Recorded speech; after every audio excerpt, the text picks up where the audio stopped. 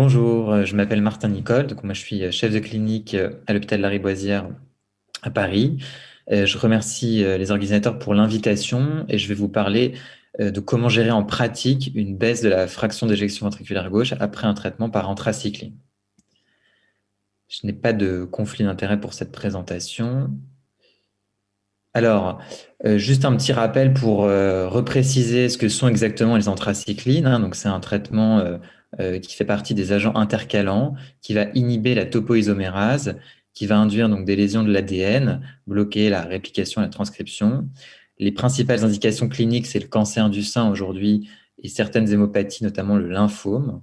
Je vous ai rappelé également ici quelles étaient les principales voies impliquées dans la physiopathologie de la cardiotoxicité: un excès de stress oxydatif, une dysfonction mitochondriale et une inhibition de TOP2 bêta qui va induire des lésions du cardiomyocyte, avec notamment de l'apoptose, de l'autophagie et une dysfonction du métabolisme énergétique, avec un remodelage cardiaque qui est assez particulier, puisque, comme le montrait cette étude publiée dans le JACC Imaging en 2018, on a, en parallèle d'une diminution de la fraction d'éjection, une élévation de la troponine et une diminution de la masse myocardique, puisque probablement que les cardiomyocytes sont atrophiés avec de la mort cellulaire et une diminution du métabolisme énergétique.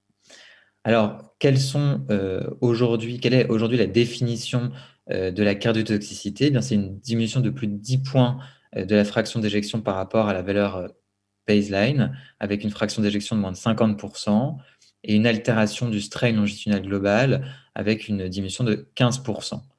Le position paper de l'ESC de 2016 indique que les différents examens d'imagerie qui peuvent être utilisés sont, en premier lieu, l'échocardiographie, en essayant de privilégier la FEVG 3D, de faire du strain, et que si jamais on utilise une imagerie autre, c'est-à-dire en médecine nucléaire ou de l'IRM cardiaque, en tout cas, il faudra répéter le même examen sur chaque patient. Ce position paper commence à parler aussi dès 2016 de l'intérêt des biomarqueurs cardiaques, notamment de la troponine, pour un diagnostic précoce de la cardiotoxicité. Alors, quels sont les principaux facteurs de risque de cette cardiotoxicité? On le sait depuis maintenant un petit moment, la dose cumulée d'anthracycline est un facteur de risque très important, puisque, comme le montre cette étude, euh, l'incidence de l'insuffisance cardiaque est quasiment exponentielle par rapport à la dose cumulée, avec un cut-off pour la surveillance, en tout cas très important, de 240 mg par mètre carré. Les autres facteurs de risque sont l'utilisation d'une radiothérapie, surtout du côté gauche en cas de cancer du sein, ou de d'autres chimiothérapies potentiellement cardiotoxiques, notamment les alkylants et les thérapies ciblées, notamment les anti-HER2. Également le fait d'avoir des maladies cardiaques préexistantes, une hypertension artérielle et certains facteurs génétiques.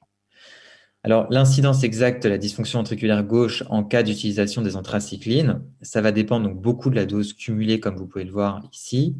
Et contrairement à ce qu'on a cru pendant longtemps en parlant d'une toxicité de type 1 qui était dose dépendante, irréversible et qui parfois pouvait survenir très tard après l'administration des chimios, Daniela Cardinale a montré en 2015 dans Circulation que la majorité des toxicités surviennent dans l'année suivant l'administration des anthracyclines.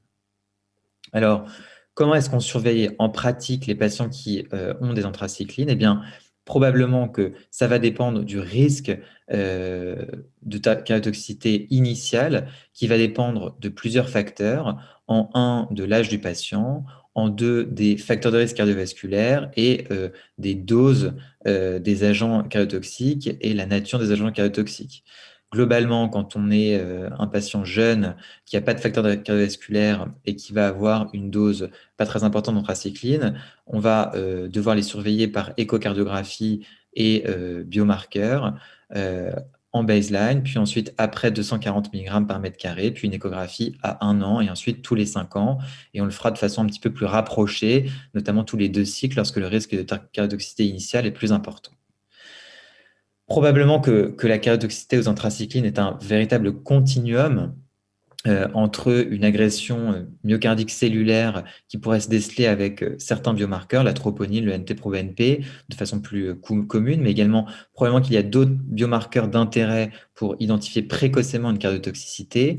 Vient ensuite une atteinte structurelle qui pourra être diagnostiquée par l'altération de la déformation longitudinale, éventuellement certains indices également de caractérisation tissulaire en IRM, puis survient la dysfonction ventriculaire gauche avec une FEVG à moins de 50%. Y a-t-il une place pour des traitements cardioprotecteurs par IEC bêta-bloquant en prévention primaire? La réponse est globalement non. Il y avait une étude en 2013 qui avait montré chez des patients avec des hémopathies qui avaient eu des anthracyclines qu'un traitement par enalapril et carvedilol permettait de maintenir la FEVG, mais depuis 2016, l'étude de Gulati, Bockhout et Avila ne montre pas d'intérêt véritablement d'un traitement par IEC, ARA2 et ou bêta-bloquant dans cette population de façon en prévention primaire. Il y avait notamment un petit signal pour le carvedilol, notamment par ses effets antioxydants, mais qui ne trouve pas de bénéfice sur la prévention, en tout cas, des événements cardiovasculaires dans l'étude d'Avila. Alors, que faut-il faire en cas d'élévation de la troponine I? Probablement qu'il y a un intérêt des IEC, puisque dans l'étude de Daniela Cardinale, qui avait testé dans une étude randomisée des IEC chez des patients qui avaient une élévation de troponine après anthracycline, on voyait que l'événement dysfonction ventriculaire gauche ne survenait jamais chez les patients traités, alors qu'il y avait 43% d'événements dans le groupe contrôle. En cas de dysfonction ventriculaire gauche, qu'est-ce qu'il faut faire? Alors, Daniela Cardinale a également montré que la dysfonction ventriculaire gauche définie par une FEVG à moins de 50% survenait dans 9% des cas et que 82% des patients qui étaient traités par IEC bêta-bloquant avaient une récupération complète ou partielle de la FEVG. Et on sait que c'est important d'essayer d'avoir une récupération partielle ou complète, puisqu'elle l'avait déjà montré en 2010 que les patients qui avaient une réponse avec une FEVG à plus de 50% et une augmentation de plus de 10 points de la FEVG n'avaient pas d'événement cardiovasculaire au long cours, contrairement aux patients qui ne répondaient pas. En conclusion, je dirais que on a quelques éléments, mais pas encore assez pour l'intérêt d'un traitement par IEC en cas d'élévation de la troponine. On ne sait pas encore ce qu'il faut faire en cas d'altération du strain. Il y a des études en cours qui répondront à cette question dans pas très longtemps.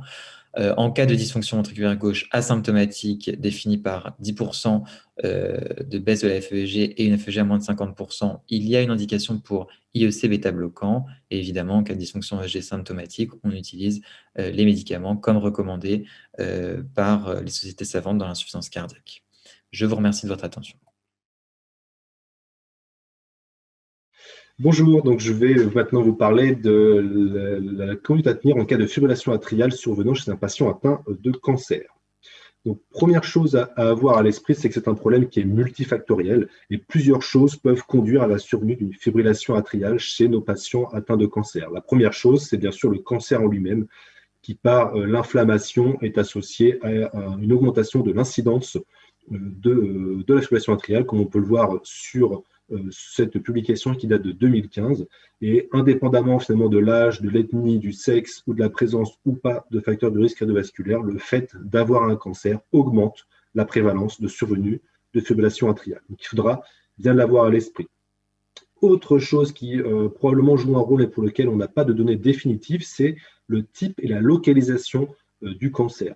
Un petit peu comme par analogie avec la MTEV, où on sait que certains cancers sont plus à risque de MTEV, on a tendance à penser que certaines localisations cancéreuses sont plus à risque de fibrillation atriale, mais on n'a pas encore à l'heure actuelle de données définitives. On a quand même ce papier très intéressant de 2019 qui a étudié les registres de remboursement d'assurance maladie dans les pays nordiques et qui nous indique que certains cancers seraient associés à une plus forte incidence de fibrillation atriale, et en particulier les cancers du poumon, les cancers digestifs, les cancers urologiques et hématologiques. Autre paramètre qu'il faut prendre en compte, et là je vais passer plus vite parce que c'est très bien connu, c'est bien sûr l'âge. Notre population est vieillissante et bien entendu, plus on est âgé, plus l'incidence de fibrillation atriale augmente, en particulier pour les personnes très âgées, au-delà de 80-85 ans. Autre chose, et qui va de pair avec les éléments avant, puisque plus la population vieillit, plus elle présente des facteurs de risque cardiovasculaire, et plus le risque qu'un patient âgé ait un cancer et également des facteurs de risque cardiovasculaire est élevé. Donc on multiplie vraiment les facteurs de risque. Et donc les toutes dernières recommandations européennes nous rappellent bien l'importance de ces facteurs de risque dans la survenue de fibrillation atriale, en particulier de l'hypertension artérielle et de l'obésité. L'hypertension est être vraiment un élément très important à prendre en compte chez nos patients atteints de cancer. Enfin, le dernier élément, qui est celui pour lequel on n'a pas encore, pour lequel on a le moins de données, c'est la présence des médicaments anticancéreux, parce que maintenant, on sait que, indépendamment du cancer sous-jacent, certains médicaments anticancéreux sont associés à un surrisque et à une surincidence de fibrillation atriale. On le sait très bien pour l'ibrutinib, mais pour le réseau de médicaments, c'est un petit peu plus obscur. Et donc, c'est la raison pour laquelle on avait essayé de regarder avec nos collègues dans la base de pharmacovigilance internationale quels médicaments étaient associés à la fibrillation atriale en essayant d'ajuster sur un maximum de facteurs confondants, dont l'âge et la présence de facteurs de risque cardiovasculaire. Et on avait retrouvé, sur la diapositive suivante, un certain nombre de médicaments anticancéreux associés à la survenue de fibrillation atriale. Au premier plan, bien sûr, l'ibrutinib, mais également d'autres inhibiteurs de kinase comme les anti-BCR-ABL ou des inhibiteurs de multikinase comme la midostaurin et l'interleukine 2. Donc, c'est quelque chose qu'il faut avoir à l'esprit parce que quand un patient atteint de cancer et qui est actuellement traité pour un cancer va présenter une fibrillation atriale, la question de l'imputabilité du traitement va se poser. Et donc, comme je vous le disais au début, il va falloir vraiment prendre en compte tous ces facteurs quand on va avoir la survenue d'une fibrillation atriale chez nos patients atteints de cancer, parce que probablement que ça va être quelque chose de multifactoriel. En ce qui concerne la prise en charge, la première question qu'on va avoir à l'esprit est bien sûr celle de l'anticoagulation.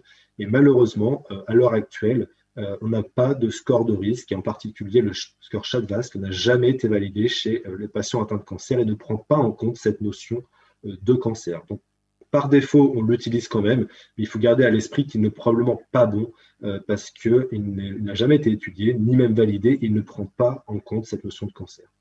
On a quand même en plus des éléments qui nous font vraiment penser qu'il n'est pas bon.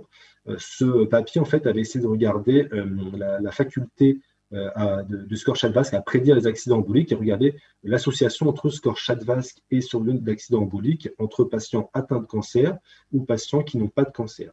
Et de façon très surprenante et très intéressante, ce qu'on retrouve, c'est qu'en ce qui concerne les scores CHA2DS2-VASc bas, c'est-à-dire à 0 ou à 1, eh bien, les patients atteints de cancer ont un risque embolique plus élevé. Donc, même avec un score CHA2DS2-VASc bas, le risque est plus élevé. Donc, ce qui pourrait nous inciter à finalement anticoaguler un peu plus facilement nos patients et anticoaguler les patients qui ont des scores CHA2DS2-VASc bas. Mais encore une fois, ce n'est pas une question qui est définitivement tranchée. En ce qui concerne le risque hémorragique, le constat est le même. Aucun score n'a été validé. On utilise en routine le score ASBLED. Malheureusement, il ne prend pas en compte cette notion de cancer. Donc, en pratique, qu'est-ce qu'on peut faire est-ce qu'on peut utiliser comme anticoagulant? En fait, tous les anticoagulants qu'on utilise chez les patients non cancéreux sont possibles et à l'heure actuelle, aucun n'a fait preuve d'une supériorité ou d'une infériorité par rapport aux autres. Ils ont chacun leurs avantages et leurs inconvénients et finalement, toutes les données qu'on a sont quasiment toutes dérivées des études de MTEV parce qu'il n'y a aucune étude dédiée à la fibrillation atriale. En ce qui concerne la stratégie de contrôle du rythme ou de la fréquence, encore une fois, aucune étude dédiée chez nos patients FA et cancer. On va plutôt, par analogie aux patients de la population générale, utiliser la stratégie de contrôle de la fréquence parce que dans la population non cancéreuse, il n'y a pas d'avantage en termes de morbimortalité dans la plupart des études à essayer de contrôler le rythme versus la fréquence. Et puis, c'est souvent un gain de temps et un côté pratico-pratique chez nos patients atteints de cancer. Et c'est également une stratégie intéressante si on pense que le traitement anticancéreux est responsable de la fibrillation atriale et qu'on souhaite poursuivre ce traitement anticancéreux. On va plutôt privilégier une stratégie de contrôle de la fréquence car une stratégie de contrôle du rythme nous exposerait à des récidives.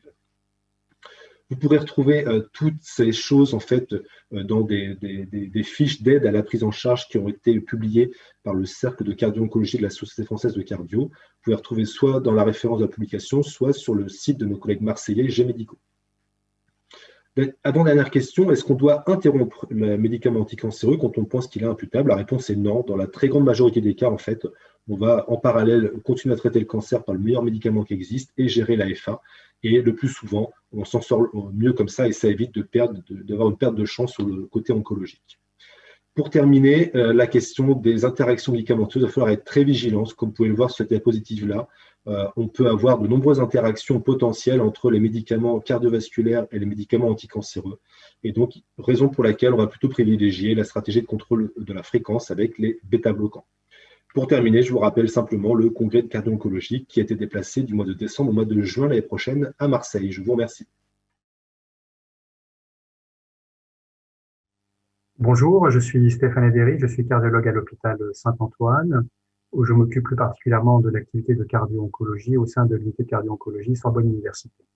J'ai la charge donc de vous traiter aujourd'hui un sujet pratique de cardio-oncologie qui est que faire finalement chez un patient qui doit débuter une chimiothérapie cardiotoxique ou non et qui présente un syndrome coronaire aigu. Voici ma diapositive de lien et éventuel conflit d'intérêts. Alors, prendre en charge un patient qui porte un syndrome coronaire aigu avant l'initiation d'une chimiothérapie revient à résoudre plusieurs problématiques et thématiques. Il va falloir évidemment bien caractériser le syndrome coronaire aigu. S'agit-il d'un syndrome coronaire avec ou sans suivi décalage, lié ou non lié à une chimiothérapie cardiotoxique, définir la meilleure prise en charge, angioplastie, pontage, plus rarement, le traitement médical, évaluer le risque hémorragique qui va être déterminant. Ces patients présentent souvent une anémie ou une thrombopénie, et évaluer le risque hémorragique sous traitement anticoagulant ou antiagrégant plaquettaire et le risque de thrombose intracoronaire. Parallèlement à cette prise en charge du syndrome coronaire aigu, il va falloir évaluer les caractéristiques oncologiques du patient et vous allez voir que la présence de métastases ou non va moduler très nettement le risque hémorragique et la prise en charge active ou non active de ce cancer va influer évidemment sur le risque d'événement au décours d'un syndrome coronaire aigu. La troisième étape, c'est d'évaluer la possibilité d'une instauration d'une chimiothérapie, cardiotoxique ou non, au décours du syndrome coronaire aigu. Encore une fois, on respectera un délai de 3 à 4 semaines entre ce syndrome coronaire aigu et l'instauration d'une chimiothérapie potentiellement cardiotoxique ou non.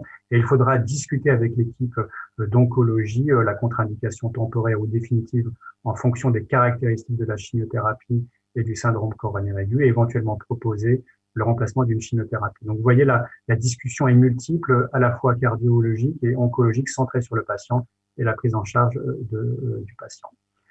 Alors, les mécanismes du syndrome coronaire aigu chez les patients atteints de cancer sont multiples, évidemment. Il y a des occlusions coronaires, il y a des ruptures de plaques, mais méfiez-vous de tableaux parfois un peu atypiques. Je vous présente très rapidement ce patient qui a présenté un syndrome coronaire aigu avec une douleur dans la poitrine, des modifications électriques, une élévation de la troponine. Et vous voyez qu'à l'échographie, à la fois de repos en haut à gauche et à droite, après injection d'un produit de contraste, vous avez la présence d'une volumineuse métastase cardiaque qui, sur le scanner, vient comprimer et entraîner une compression extrinsèque de l'IVA. Donc, méfiez-vous de ces présentations parfois atypiques chez ces patients atteints de cancer. Une fois qu'on met ça de côté, les patients qui sont atteints de cancer présentent évidemment des facteurs de risque cardiovasculaire de manière très importante. Ce sont des données qui ont été publiées il y a 2 ans qui colligent les hospitalisations des patients atteints de cancer et qui présentent des facteurs de risque cardiovasculaire. Vous voyez que 20% des sujets ont un diabète, 30% une hypertension et que quasiment 20% des patients ont une cardiopathie ischémique préalable. À l'instauration et à la découverte d'un cancer, vous voyez ici le risque thromboembolique dans l'année qui suit la découverte et le diagnostic d'un cancer. En bleu, des patients sans cancer et en rouge, des patients atteints de cancer. Vous voyez qu'il y a une majoration très nette du risque thromboembolique, que ce soit accident vasculaire neurologique ou infarctus du myocarde, et que ce risque va croissant en fonction de la gravité et de l'extension du cancer, ici du stade 1 jusqu'au stade 4. Donc, probablement un effet propre du cancer par des mécanismes d'hypercoagulation sur le risque d'infarctus et de syndrome coronaire.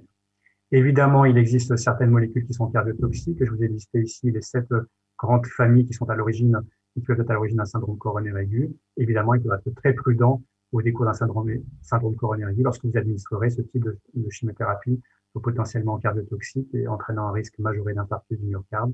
Mais encore une fois, il ne s'agit pas de contre-indication définitive. Lorsque l'on regarde maintenant la prise en charge de ces patients, vous allez voir que l'antécédent de cancer ou la prise en charge active d'un cancer va très nettement moduler la prise en charge de ces patients-là. Vous voyez que les patients qui ont un cancer actif sont plus fréquemment traités médicalement. Ici, la barre en orange, sont bénéficient moins fréquemment d'une coronarographie, sont moins fréquemment pontés et bénéficient moins fréquemment que les autres populations sans cancer ou avec un antécédent de cancer traité de manière non active que ces patients avec un cancer actif. Donc là aussi, une hétérogénéité de prise en charge. Cette hétérogénéité de prise en charge se retrouve aussi dans le recours finalement au pontage à l'angioplastie en fonction du type tumoral. Vous voyez que les patients qui ont un cancer pulmonaire bénéficient plus fréquemment d'angioplastie coronaire que les patients qui ont un cancer de la prostate, sont plus fréquemment pontés que les patients qui ont un cancer de la prostate et sont plus fréquemment traités médicalement que les patients qui ont un cancer de la prostate. Donc, il faut bien retenir qu'il y a à la fois une hétérogénéité de prise en charge en fonction de l'activité du cancer et du type de cancer sous-jacent. Là aussi, les événements hémorragiques et la mortalité est très nettement modulée par l'antécédent de cancer et son cancer et le type de cancer actif. Vous voyez que les patients qui ont un cancer de manière active ici en orange ont un risque hémorragique plus important que les deux autres populations, une mortalité plus importante que les patients qui n'ont pas de cancer d'une part, ou que les patients qui ne sont pas traités de manière active pour leur cancer. L'autre notion importante, c'est la présence de métastases. Vous voyez qu'au décours d'un syndrome coronaire aigu, les patients qui ont une présence de métastases ont un risque à la fois de mortalité et un risque hémorragique plus important, et ce, quel que soit le type de cancer, de la prostate, cancer du sein, cancer colique ou cancer pulmonaire. Au décours d'une angioplastie, le message est un peu le même. Vous voyez que l'antécédent de cancer actif ou la présence de métastases vont moduler le risque hémorragique et la mortalité au décours, à chaque fois dans le même sens. Les patients qui ont un cancer actif ont un risque d'événement cardiovasculaire plus important que la population qui n'a pas de cancer actif, et que la présence de métastases confère là aussi un risque hémorragique et un risque de mortalité plus important que les patients sans métastases. Ce sera ma dernière diapositive. J'ai essayé de vous montrer que les patients qui étaient atteints de cancer étaient exposés à un surrisque d'événements coronaires, probablement via les comorbidités, éventuellement par des chimiothérapies potentiellement cardiotoxiques, que le risque d'événements hémorragiques ou d'événements thrombotiques ou de MACE au décours d'un syndrome coronaire aigu, d'une angioplastie, sont très nettement modulés par la présence de métastases et par l'antécédent de cancer activement traité. Il n'existe pas de contre-indication formelle, évidemment, à une chimiothérapie potentiellement cardiotoxique au décours d'un syndrome coronaire aigu, mais qu'il faudra respecter un délai incompressible de 3 à 4 semaines avant d'instaurer une chimiothérapie cardiotoxique ou non cardiotoxique. Et évidemment, après avoir optimisé le traitement médical au mieux, et évidemment, après avoir discuté avec l'équipe d'oncologie la meilleure stratégie thérapeutique et le meilleur moment d'introduction de cette chimiothérapie potentiellement cardiotoxique. Voilà, je vous remercie pour votre attention. Bonjour à tous, je m'appelle Jennifer Cotella, je suis cardiologue dans le centre de cardio-oncologie de l'hôpital Nord à Marseille et je viens vous parler aujourd'hui d'une situation fréquente et que faire en pratique devant une élévation isolée de la troponine pendant une immunothérapie. Je n'ai pas de conflit d'intérêt pour cette présentation. De quoi avons-nous peur, en fait, d'un point de vue cardiovasculaire sous immunothérapie? Eh bien, voici le panel des complications cardiovasculaires que l'on doit craindre. C'est bien sûr la myocardite immunomédiée que vous connaissez tous, mais c'est aussi des troubles de la conduction, une coronaropathie ou des dysfonctions systoliques sans myocardite. Aujourd'hui, je vais vous parler essentiellement de la myocardite. C'est un effet secondaire qui reste rare. Vous voyez, au tout début, en 2017, on parler d'une fréquence de l'ordre de 0,03%. Actuellement, on est plutôt vers 1,26%, en tout cas entre 1 et 2%. Vous allez donc me dire, c'est un effet secondaire rare, c'est vrai, mais c'est un effet secondaire qui est très grave, puisqu'ici, parmi les effets secondaires immunomédiés possibles, vous voyez que la myocardite est celle avec le plus haut taux de mortalité, de l'ordre de 40% pour cette étude, mais quelle que soit la source, une mortalité de l'ordre de 25 à 50%, donc un effet secondaire rare, mais suffisamment grave pour qu'on puisse le rechercher, le dépister précocement. Comment faire justement pour dépister cette myocardite? Eh bien là, si on s'appuie un petit peu sur la littérature scientifique, le position paper de 2016, rien du tout sur l'immunothérapie, c'est survenu, ça a été publié trop tôt par rapport à l'immunothérapie. Si on regarde les recommandations de la société oncologique pour la prise en charge des complications cardiovasculaires, on nous parle d'immunothérapie, mais on ne nous parle pas du screening des myocardites. Là encore, c'est survenu un petit peu trop tôt. Et donc finalement, pour développer ce topo, je vais vous présenter ce papier qui est un papier du groupe de cardio-oncologie français de la SFC, qui est une proposition pragmatique des recommandations européennes et américaines pour la prise en charge notamment des complications cardiovasculaires sous immunothérapie. Donc, comment faire pour détecter une myocardite? Voici l'algorithme qu'on vous propose et la stratégie que vous allez proposer à vos oncologues. Il y en a deux.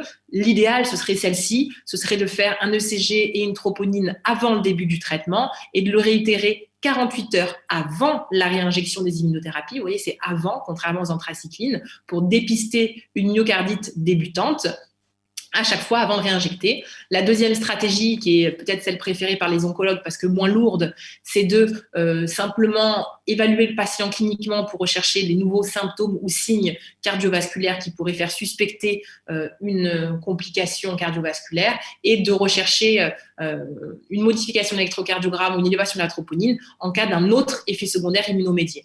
En tout cas, quelle que soit la façon dont vous allez dépister votre myocardite, vous le voyez, vous allez doser des troponines. Donc, il va y avoir des cas où il y aura une élévation isolée de la troponine pendant l'immunothérapie pour laquelle on va vous solliciter. Donc, que faudra-t-il faire à ce moment-là? La première chose, c'est que avant de décréter l'élévation isolée de la troponine, il faudra se méfier. Et à partir du moment où vous avez une troponine positive, il faudra suspecter la myocardite. Si vous suspectez une myocardite, même si le patient ne se plaint de rien, il faudra suspendre le traitement et surtout ne pas réinjecter l'immunothérapie, parce que si c'était une myocardite débutante et que vous réinjectez l'immunothérapie là-dessus, on a malheureusement des catastrophes avec des myocardites fulminantes qui deviennent résistantes au traitement. Donc vous suspendez l'immunothérapie et même si ce n'est qu'une élévation de la troponine isolée, il faudra référer ce patient à un centre de cardio-oncologie, de cardiologie pour faire le diagnostic. Et vous n'aurez de cesse à chaque fois d'éliminer la myocardite. C'est un peu comme l'embolie pulmonaire, il faut absolument éliminer le diagnostic. Comment faire ça? Donc vous allez admettre votre patient dans une unité scopée, puisque vous savez, les troubles conductifs et ventriculaires qui peuvent être réfractaires à un traitement, donc on a besoin de voir en permanence ce qui se passe. Vous allez bien sûr cycler la troponine et obtenir une IRM cardiaque au plus vite, puisque actuellement, cela reste le gold standard pour diagnostiquer une myocardite immunomédiée. Il faudra bien sûr, devant toute élévation de la troponine, éliminer une coronaropathie sous-jacente avec une imagerie, d'autant que l'immunothérapie peut également donner des coronaropathies. Vous allez rechercher les autres effets secondaires immunomédiés, notamment la myosite, puisque c'est souvent associé et ça peut donner lieu à une élévation de la troponine. Vous pouvez faire pour cela des biopsies musculaires avec une très bonne rentabilité diagnostique et une réalisation facile. Et dans les cas douteux, on peut aller jusqu'à la biopsie endomyocardique. Et vous avez vu, pour l'instant, je ne parlais que d'une élévation de la troponine. Donc effectivement, quoi qu'il en soit, je le répète, il faut éliminer la myocardite, qui est vraiment le diagnostic qui fait peur. En fonction des critères biopsie plus ou moins, imagerie, électro, clinique et biomarqueurs, vous allez définir une myocardite certaine, probable ou possible. Dans le cadre d'une élévation de la troponine isolée, vous voyez qu'on ne parlera de myocardite possible que si elle ne s'associe à une modification de l'électrocardiogramme ou une anomalie clinique. Donc, si votre patient est réellement asymptomatique et qu'il n'y a rien à l'électrocardiogramme, on ne pourra pas parler de myocardite. Faut-il encore que vous ayez un électro de référence pour pouvoir le comparer. Donc, 3 situations. Finalement, l'électro s'est modifié. C'est une vraie myocardite, forte dose de corticoïdes sans attendre. C'est une urgence thérapeutique. Deuxième situation qui peut se présenter, c'est une élévation de la troponine dans le cadre d'une myosite, ça peut se voir. Aidez-vous des CPKMB par exemple pour rechercher malgré tout une myocardite puisqu'il y a 20% d'association à cela. Et vraiment en dernière situation, en dernier lieu, si jamais vous considérez que c'est une élévation isolée de la troponine, sans signe clinique, sans modif ECG, avec une IRM normale, éventuellement des biopsies qui le réfutent, on parlera d'ischémie myocardique sur une autre cause, par exemple une anémie ou par exemple une souffrance myocardique autre, et vous pourrez permettre la réinjection d'immunothérapie. Donc, si je résume, que faire devant une élévation isolée de la troponine pendant une immunothérapie, même si c'est une troponite, c'est-à-dire une élévation sans autre signe pour l'instant, suspendez l'immunothérapie tant que vous n'êtes pas sûr d'avoir éliminé la myocardite et à tout prix, avec les examens, il faut l'éliminer. Des corticoïdes si la myocardite est posée et si jamais c'est vraiment une élévation isolée de la troponine, ça va arriver. À ce moment-là, si on a éliminé les autres effets secondaires immunomédiés, vous pourrez reprendre l'immunothérapie. Voilà donc le message principal de ce topo. Certes, vous allez en rencontrer à de nombreuses reprises des élévations de troponine sous immunothérapie, mais malgré tout, il faudra toujours se méfier et éliminer la myocardite immunomédiée à tout prix. Je vous remercie pour votre attention.